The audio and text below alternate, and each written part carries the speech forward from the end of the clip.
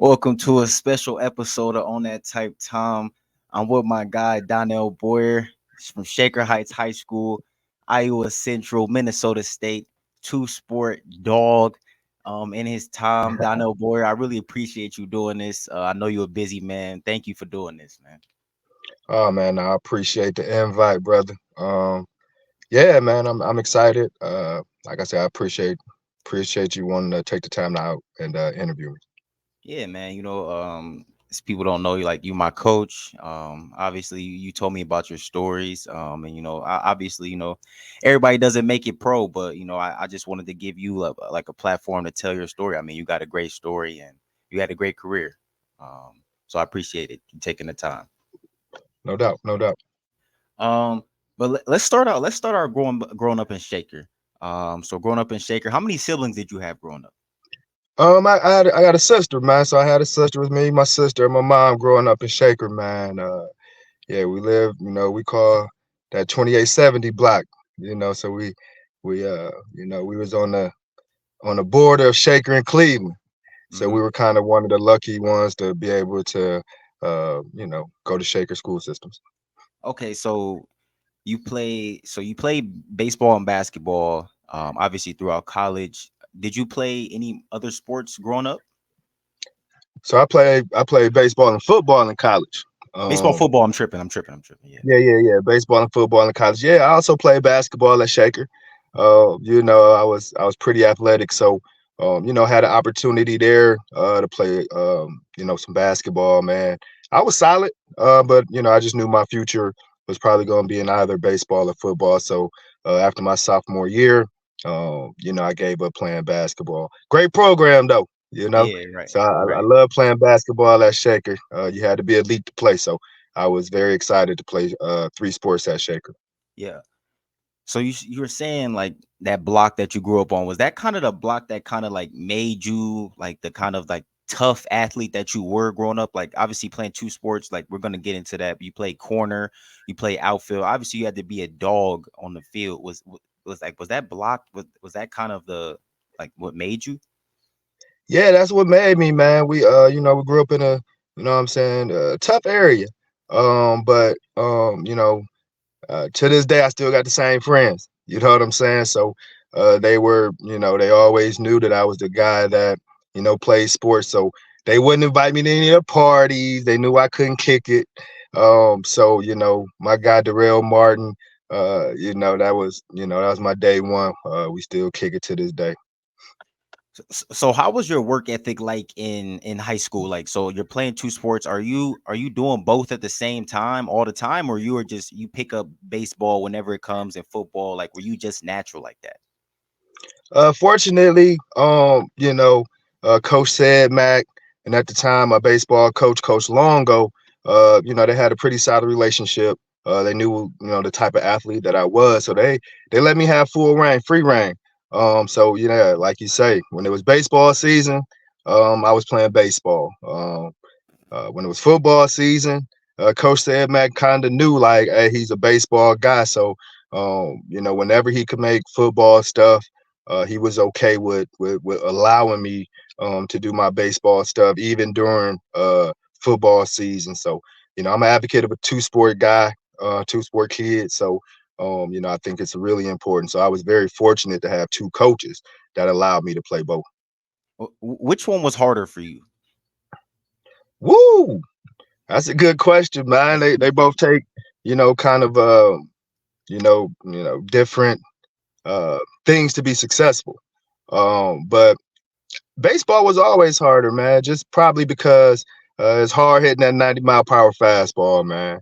And for me, not doing it 365, I knew I had to work extra harder to keep up with those that were. Okay, so let's stick to football real quick from high school. So in 1998, you were all league honors, along with my guy Adrian Clark, obviously, who went to O State, was drafted in NFL. Derek Tatum as well, MVP. You guys won the LEL championship that year. What can you remember about that year, and what can you remember about just how good you guys were back then? I can remember everything about that year. Matter of fact, we just had a we're all those guys that you mentioned, me, Derek Tatum, Adrian Clark, Matt Pope, Darius Peterson. We're all in the text group, and we're just texting about that, man, about the good old days. We still know that we was the best ever football team to come out of Shaker, man. We were 10-0, the first. We were that group, the first to ever win uh, the first playoff game in Shaker Heights history. Just amazing, man. We were, um, we all made it so that kind of we pushed each other. You know what I mean? I knew that I wasn't gonna let Derek outdo me. He wasn't gonna let me outdo him. Same thing with Pope Peterson and Adrian. So, whenever they did something, I had to come right back and score a touchdown or make a play. And I think that's what made us great. We all wanted each other to do well, and I think that's the key to having a really successful team. Competing against each other during the off season, working our butts off. And that '95 team, we ain't gonna throw them under the bus. That was a heck of a team, and we looked up to those guys, and we knew kind of the legacy that they had left, and we had to live up to it and exceed that. Okay. Yeah. You play with some great players in football as well as baseball. You play with two of the last two draft picks in Shaker Heights baseball history, Andrew Early and Matt Guerrier. What was it like playing baseball at that time too? So Shaker was a very at this time elite program. I'm assuming in every sport, football, baseball, basketball. How was baseball? So were you playing travel up to getting up to like varsity level, or were you playing local level? Like how did you become good? Like were you guys playing together, or were you guys We all, branching? yeah, we played a lot together. Dave Udolph probably was one of the most inspirational coaches. He gave me an opportunity to get out here and be seen. And he was, one of the best youth coaches that I've ever been around. Then I went on to play with North Coast, and that's kind of where me, Andrew Early, Nate Fish, and Matt Guerrier, kind of started that domination process of being the best in Northeast Ohio, man. Playing with Matt, Nate Fish, who's coached the Israeli national team. Matt Guerrier, just one of the dogs of all dogs. Mhm. I really learned a lot from those guys how to go about my business. Me and Matt, we talk almost every day to this point. And that's what it's about, man. We were friends, and we all pushed each other. We all worked out together. So it was just an amazing era for Shaker Heights sports. We dominated in basketball, football, hockey, field hockey, soccer. I mean, we were good at all sports, and that's kind of where we really do want to see Shaker get back to that dominance. Luckily, fortunately, they are starting to get back to that dominating in sports, especially in football. So that was really good to see those guys come out and kind of live up to kind of the legacy that we had left. So before we get to like the college part, you know how NIL is big nowadays. How much do you think you would have been like worth back in the day? Playing two sports, big positions, obviously DB and outfield. How much do you think how much do you think you would be worth back in the I'll probably be worth the same amount of money that I got back then. Wink, wink. So yeah, we Okay. were we were we were in that give money era back then. So I was fortunate enough to kind of fly under the radar. I ain't gonna throw myself under the bus, but I probably would have made just as much amount of money as I did back then and I did now. I had a good college career. They took care of me. Yeah. Okay. Now let's start on that. So Iowa Central, I couldn't really find many stats on Iowa Central. How did that come about? Like you coming from Cleveland all the way to Iowa, like what was that transition like? Over 11 hours away. What was that transition like? Yeah, man, it was I kind of had been used to the traveling game. I never lived at home in the summertime because I played baseball with the Youngstown Astro Falcons. So which we won the world. We went to the World Series there. For Connie Mack, won the the elite teams I've ever played on. But that prepared me to go out to Iowa. I had offers from almost every Division I team in America. But the unfortunate part about it at that time, a lot of schools wanted me to choose between football and baseball, and I just wasn't ready at that time.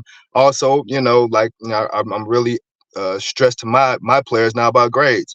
I kind of didn't, do what I need to do in the classroom as well. So, fortunately, Iowa Central took a chance on me. I had the great coach, Rick Sanquist, man, beautiful guy.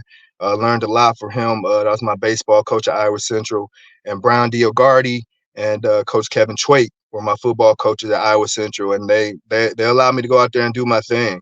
But Iowa Central, was another great program where I played in won two bowl games, and I also was able to play in the national championship in baseball, and we went to two World Series. So it was just I had an amazing run at Iowa Central, and then I was able to go on to Minnesota State University. Yeah. So Minnesota State. So 01, 36 total tackles, 2 picks. You had 15 breakups, which I looked at the records, which is still the most pass breakups in a season for any player in Minnesota State history. Um, I read an article where it said in 2001 where you cracked your sternum during a kickoff return and you continued to play. I don't know if that was 01 or 02 because I didn't see where a game against Bemidji State in there. I saw it against 02. But do you remember what happened on that kickoff return? And it said you came back to play. So what Yeah, happened on man. that? It was probably the craziest thing I've ever done in my life, man. I'll give you a quick story in film. As we watch a lot of film, and Coach Holly had been preaching, DB, if you get past that first wave, baby, you gone. It's nobody gonna be there. So I got it. I was full speed, took off, and I thought the coast was clear because I had broke that second wave. Put a move on the guy, and I didn't see, the safety protection net, off to my left a little bit. So I made a move, and some people say it's probably the hardest hit they ever seen somebody get hit. Wow. But yeah, it was a crazy hit, man. And you know, I knew I just couldn't stay down. So, I got up, fell back down. But then I came back in and I played a play. Uh I probably had a total of about 15 ice bags on me Monday. But I really appreciate Coach Holly. I also tore my ACL that same year. So they would allow me to just playing games, so I didn't have to practice during the week that much. And but yeah, that was a crazy hit. I thought I was gone on that play, and the roar from the crowd was amazing. And then it was like, oh, when you got hit. So Yeah. no, it was a tough play, but like I say, I was just tough. I wanted everybody to know that I was tough. So you in '02, you came back in a vengeance in both sports, but let's talk about that '01. You said you tore your ACL. How was that time? Like, was that like a dark time for you, or like a pretty low time for you? I mean, were you pretty injured like back in the day, or how was that time for you? Yeah, man, it was a pretty dark time, man. I had never been injured before. I knew I had a lot on the line as far as pro possibilities. I was in talks with the Cleveland Browns. I was in talks with the Atlanta Braves at that time as well. So to suffer that injury against North Dakota, it was pretty tough for me, man. I didn't know kind of where I would go. But I just try to stay tough, and I probably came back faster than what I should have. But I just wanted to get back on the field. So but yeah, it was a tough time, but I just kept my faith and I worked through it. Yeah. Well, you had a heck of a season. You had more totals, more tackles in the last season. You had 44. You had 4 picks, were the most on the team, 5 breakups. You had a block kick. But in that baseball season, you had an incredible season. You batted 372, 453 on base percentage. You had 16 stolen bases, second on the team, 2 bombs. That team had 4 draft picks on it and a free agent to sign on that team. How what can you remember about that '02 Minnesota State team?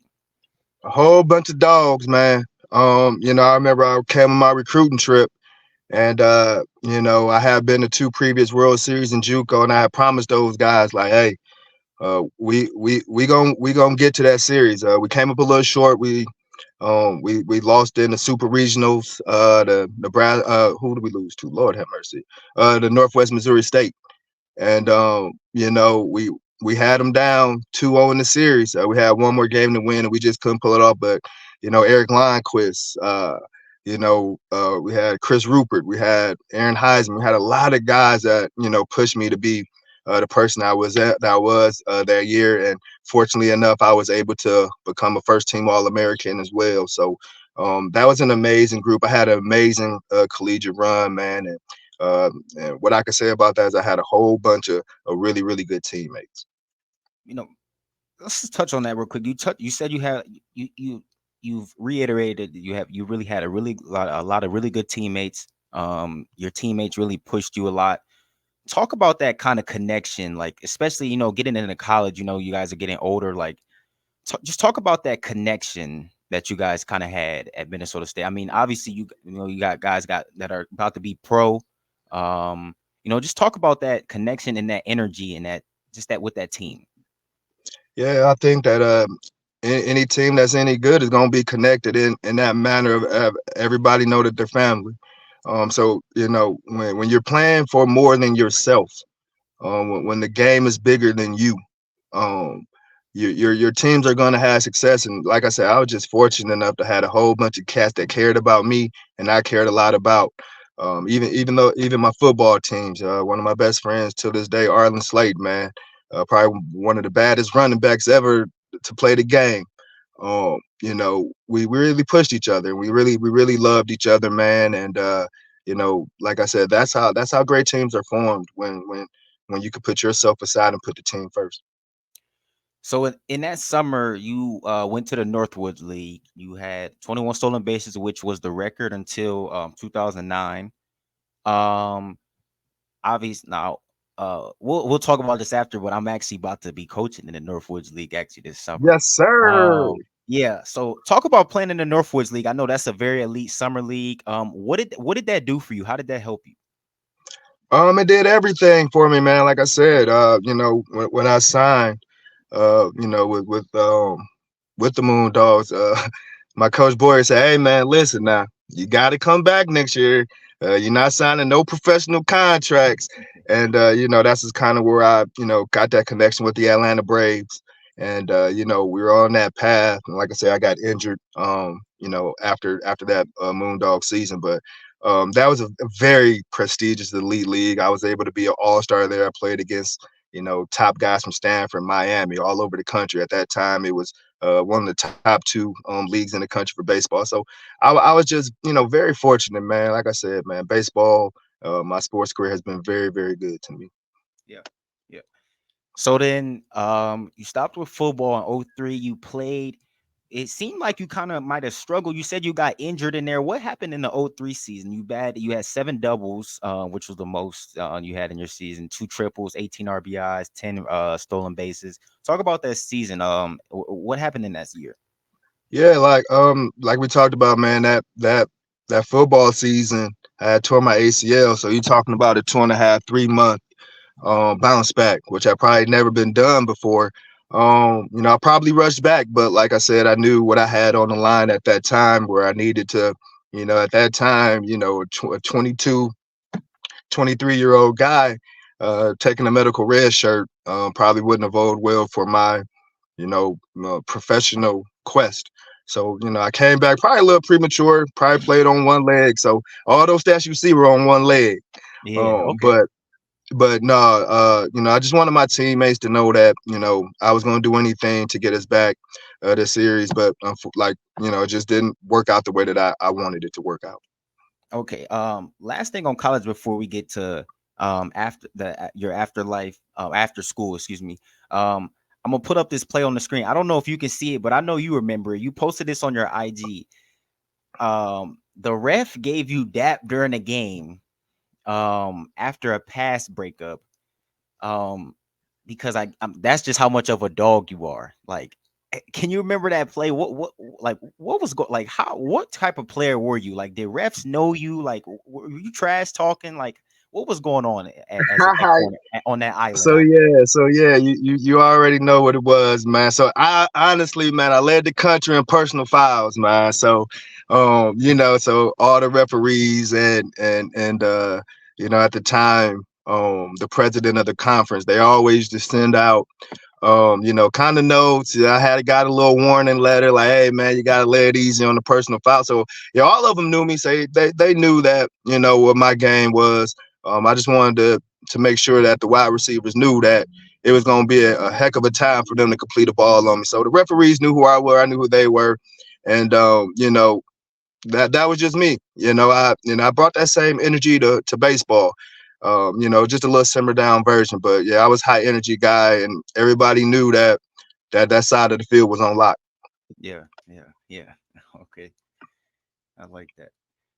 Um, so a little bit about after college. So now you have a beautiful family. You have a wife, two kids. You're coaching a travel organization now, the Diamond Kings up in Cleveland, Ohio. Um, First off, talk about how your family. What does your family mean to you? Oh man, my family means everything to me. I have a beautiful wife that allows me to do what I do. I couldn't do what I do without her.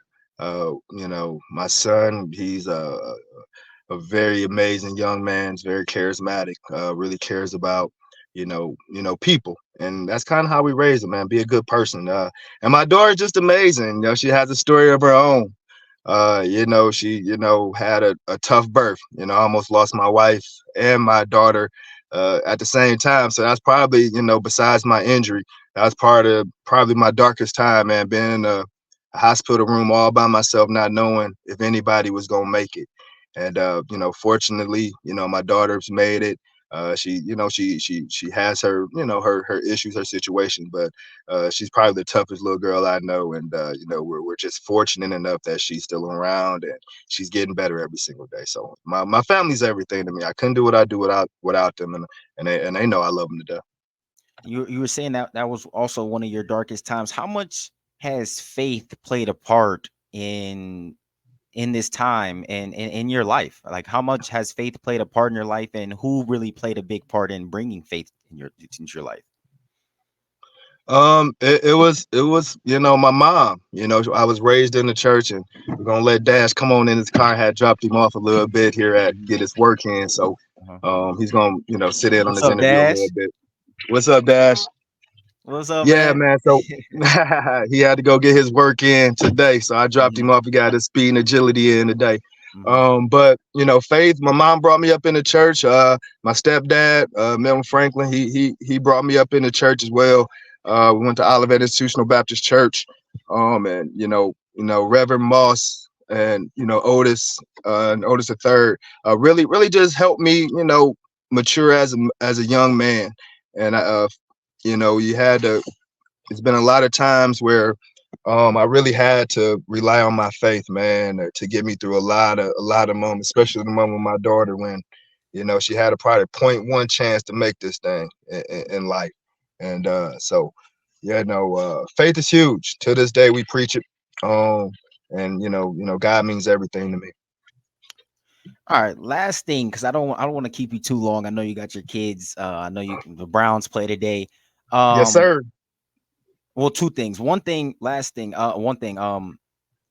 How has bringing the kids in your life? How has that changed like your coaching style? How has that changed? Has that kind of changed how you coach, or has it gave you more empathy, or how does that change you? I'm the same way. I don't change too much. As a coach, I teach them the same values that my mother and my father taught me. And I kind of instill those things into them, just like I would instill into Dash and Sasha. How I coach, man. We don't back down from nobody. We tough. And that's why I think, our program here at the Diamond Kings is very elite in that matter. We've been able to get a handful of kids into college in my first 2 years here. So we're doing a lot of great things in the community. We're really advancing the game of baseball, especially in the African American community. Um, a lot of African American kids have come out of our our baseball program and have received scholarships. So it really takes a village to do what I'm doing, and I'm so grateful for all the people, the Doug Landsbergs, the Shannon Wainwrights that's been a part of this journey, this travel baseball journey with me. Yeah. And last thing, do you have any advice for kids who are maybe in your position, either, young black kids or young two sports athletes or whatever, just any athletes in your position trying to grind, trying to make it? Any athletes, any advice for those guys? Um, you know, just believe in you. At the end of the day, um, your coaches, your trainers, your parents, they can't believe in you more than you believe in yourself. At the end of the day, um, put in the work. There's no substitute for work. And then they need to talk to Troy Roper. You know what I'm saying? You got a hell of a story, man. I've been trying to get a couple ESPN guys to produce your story because it's nothing short of amazing what you accomplished, man. Being the kid that got cut, and we had those phone calls. You asked coach, what do I do? I said, whatever you want to do, you can do it. So, and look at you now, going for, you know, JUCO Player of the Year in Ohio, man. Just nothing short of amazing with the things that you have accomplished. So, I encourage, kids to uh, tap in, uh, tap into your brain and figure out how you did it and how you kept going when things wasn't going your way. So I just hope that, what I was able to tell you, um, how to go about your business, that you continue to preach that to others. Yeah. Thank you, DB. I appreciate that, man. And really, though, I really appreciate you for helping me throughout my career. Like, you really helped me take me to that next level. Just like, not even just baseball wise, just being a man. And I really appreciate you, and you're still helping me out. So I just really No doubt, appreciate you. man. And Hey man, I love the hell out of you, man. So yeah, I'm just so proud of what you're doing, and you are the reason why the Diamond Kings are here and why we do what we do. thank you, man. I really appreciate that, man. DB. Hope you have a great day, man. Thank you for giving up 30 minutes of your time, man. I know this is a lot for you, man. Thank you. Hey man, no, I appreciate the opportunity, man, and keep doing what you do, brother, man. You're gonna change the world. Appreciate that, man. Thank you, man. Have a good one, man. All right, baby, you too.